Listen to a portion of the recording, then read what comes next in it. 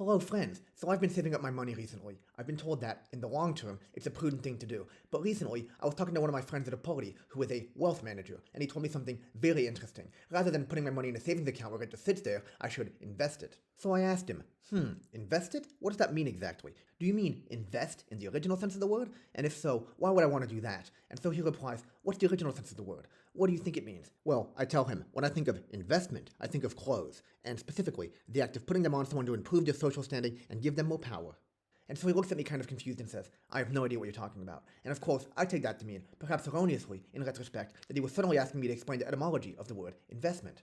So of course, asking if I can share what I know about the etymology of a word is like asking if I want dessert after dinner. The answer, as a matter of principle, is always yes. Therefore, I gladly obliged and told him that although, nowadays, it generally implies something different, back in the day, investing was all about putting clothes on, and not just any clothes, but a specific item of clothing that in Roman times was called a vestis, the ancestor of our modern word vest, although it looked nothing like one. A vestis was a garment that was similar to a robe, or gown, just like the robes worn by members of the clergy in Christianity.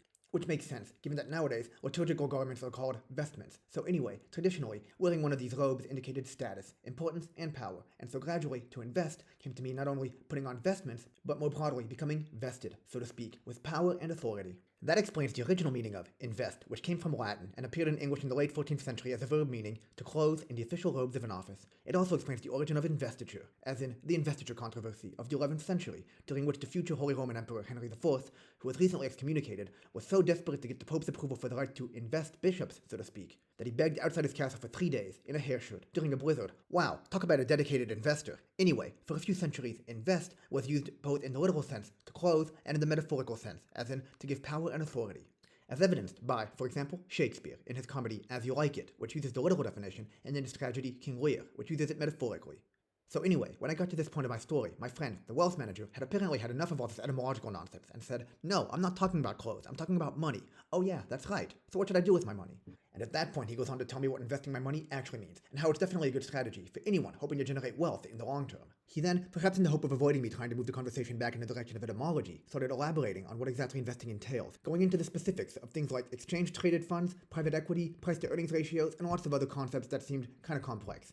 Now, anyway, while he was explaining all this, the only thing I could focus on was how this new modern meaning of invest, which apparently was all about money, was actually pretty similar to the original, but now less frequently used meaning of invest, which was all about clothes, in the sense that they both refer to giving something a new form, thus granting it more power. Apparently, that sense of granting more power and status is how this modern meaning eventually came to be, and specifically, our modern word investment, in the financial sense, emerged in the 17th century in the context of the East Indies trade, where it was used by investors interested in empowering their money by giving it a new form.